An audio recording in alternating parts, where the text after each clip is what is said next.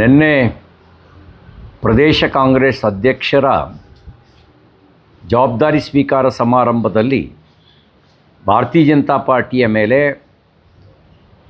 ಹಲವು ರೀತಿಯ ಆಪಾದನೆಗಳನ್ನು ಕಾಂಗ್ರೆಸ್ ಮುಖಂಡರುಗಳು, ಮಾನ್ಯ ಶ್ರೀ ಮಲ್ಲಿಕಾರ್ಜುನ್ ಖರ್ಗೆ ಅವರು, ಮಾನ್ಯ ಶ್ರೀ ಮಾಜಿ ಮುಖ್ಯಮಂತ್ರಿ ಸಿದ್ದರಾಮಯ್ಯನವರು ಹಾಗೂ ನೂತನ ಅಧ್ಯಕ್ಷರಾದಂಥ BK ಹರಿಪ್ರಸಾದ್ ಅವರು ಮಾಡಿದ್ದಾರೆ.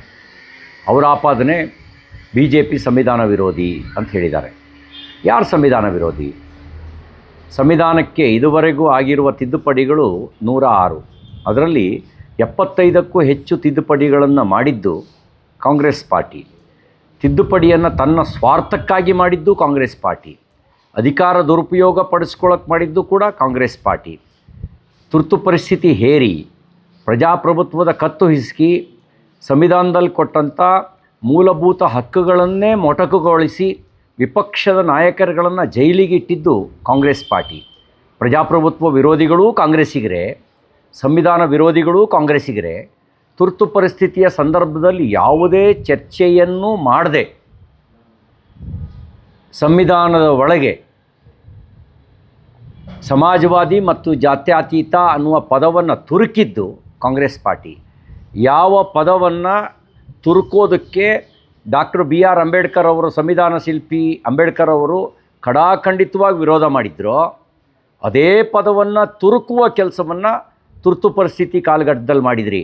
ನೀವು ಅಂಬೇಡ್ಕರ್ ವಿರೋಧಿಗಳು, ಕಾಂಗ್ರೆಸ್ಸಿಗರು, ನೀವು ಸಂವಿಧಾನ ವಿರೋಧಿಗಳು. ನೀವು ಆಪಾದನೆ ಈಗ ಮಾಡ್ತಿರೋದು BJPಯ ಮೇಲೆ. ಇನ್ನೊಂದು ಮಾತನ್ನು ನೀವು ಹೇಳಿದಿರಿ, ಪ್ರಜಾಪ್ರಭುತ್ವ ವಿರೋಧಿ ಅಂತ ಹೇಳಿ. ಪ್ರಜಾಪ್ರಭುತ್ವದ ವಿರೋಧಿಗಳು ನೀವೇನೇ. ಈ ಪ್ರಜಾಪ್ರಭುತ್ವ ವ್ಯವಸ್ಥೆ ಒಳಗೆ ಜನರ ನಡುವಿಂದ ನಾಯಕತ್ವ ಬರಬೇಕು. ಇವತ್ತು ಪ್ರಧಾನಮಂತ್ರಿ ನರೇಂದ್ರ ಮೋದಿಯವರು ಜನರಿಂದ ಬಂದಂಥ ನಾಯಕತ್ವ. ನಿಮ್ಮ ರಾಹುಲ್ ಗಾಂಧಿ ಜನರಿಂದ ಬಂದ ನಾಯಕತ್ವನಾ? ಅದು ಡೈನಾಸ್ಟಿ ಪಾಲಿಟಿಕ್ಸು, ವಂಶಪಾರಂಪರ್ಯ ನಾಯಕತ್ವ. ನೆಹರು ನಂತರ ಇಂದಿರಾ ಗಾಂಧಿ ನಂತರ ರಾಜೀವ್ ಗಾಂಧಿ ನಂತರ ಸೋನಿಯಾ, ಪ್ರಿಯಾಂಕಾ, ರಾಹುಲ್ ಗಾಂಧಿ ಅನ್ನೋದು ಅದು ವಂಶಪಾರಂಪರ್ಯ ರಾಜಕಾರಣ. ಇವರು ಪ್ರಜಾಪ್ರಭುತ್ವದ ವಿರೋಧಿಗಳು. ರಾಜಪ್ರಭುತ್ವದ ಮಾನಸಿಕತೆಯಲ್ಲಿ ರಾಜಕಾರಣ ಮಾಡ್ತಕ್ಕಂಥವರು ಪ್ರಜಾಪ್ರಭುತ್ವದ ವಿರೋಧಿಗಳು.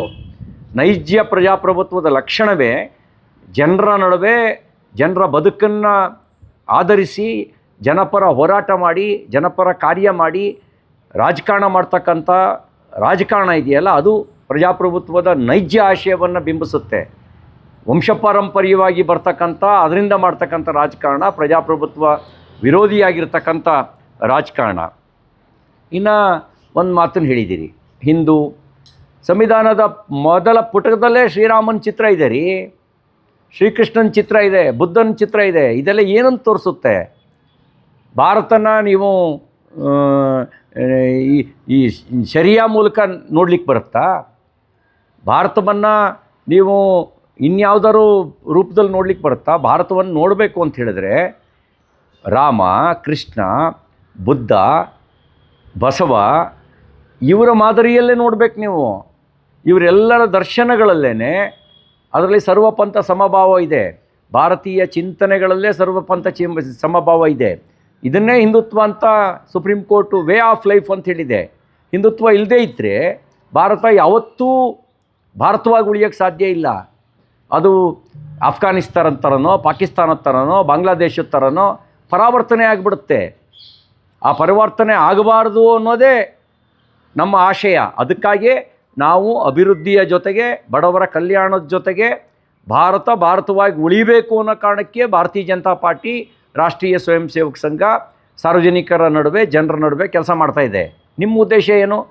ನಿಮ್ಮ ಉದ್ದೇಶ ಈ ಭಾರತವನ್ನು ಏನು ಮಾಡಬೇಕು ಅಂತ ಹೊರಟಿದ್ದೀರಿ? ಶರಿಯಾ ಕ್ಯಾಪಿಟಲ್ ಮಾಡಬೇಕು ಅಂತ ಹೊರಟಿದ್ದೀರಾ?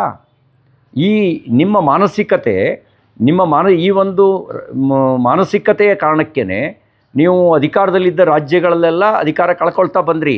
ಹಿಂದೂ ವಿರೋಧಿಯ ಮಾನಸಿಕತೆಯ ಕಾರಣಕ್ಕೋಸ್ಕರನೇ ಅಧಿಕಾರ ಇದ್ದ ರಾಜ್ಯಗಳಲ್ಲಿ ಅಧಿಕಾರವನ್ನು ಕಳ್ಕೊಳ್ತಾ ಬಂದ್ರಿ, ಒಂದೊಂದೇ ರಾಜ್ಯಗಳಲ್ಲಿ. ಹಾಗೆ ಕಳ್ಕೊಳ್ತಾ ಬಂದವರಿಗೆ ಇನ್ನು ಉಳಿದಿರುವ ಈ 1, 2, 3 ರಾಜ್ಯಗಳಲ್ಲೂ ಕೂಡ ನೀವು ಅಧಿಕಾರ ಕಳ್ಕೊಳ್ಳೋದು ಗ್ಯಾರಂಟಿ. ಇದೇ ರೀತಿ ಹಿಂದೂ ವಿರೋಧಿ ಮಾನಸಿಕತೆಯನ್ನು ಇಟ್ಕೊಂಡು ರಾಜಕಾರಣ ಮಾಡಿದ್ರೆ ನೀವು ಇಲ್ಲೂ ಅಧಿಕಾರ ಕಳ್ಕೊಳ್ಳೋದು ಗ್ಯಾರಂಟಿ. ಹೆಚ್ಚಿನ ವಿಡಿಯೋಗಳಿಗೆ ಪ್ರತಿಧ್ವನಿ ಯೂಟ್ಯೂಬ್ ಚಾನೆಲ್ ಸಬ್ಸ್ಕ್ರೈಬ್ ಮಾಡಿ, ಬೆಲ್ ಐಕಾನ್ ಕ್ಲಿಕ್ ಮಾಡಿ.